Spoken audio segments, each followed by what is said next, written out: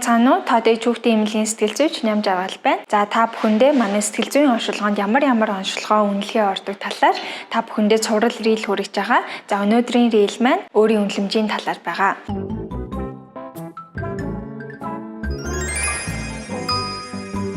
За өөрийн үнэлэмж гэдэг нь юу гэсэн үг вэ гэхээр ерөнхийдөө бол хүн өөрийгөө хэр үн цэнтэй хүн бэ гэдгээ мэдэрж байгаа, үнэлж байгаа тэр үнэлэмжийг өөрийн үнэлэмж гэдэг байгаа. Хүүхдийн өөрийн үнэлэмжийг эцэг эхийн хувьд яаж дээшлүүлэх вэ гэхлээр за хүүхдээ болцолгүй хайрлах хэрэгтэй.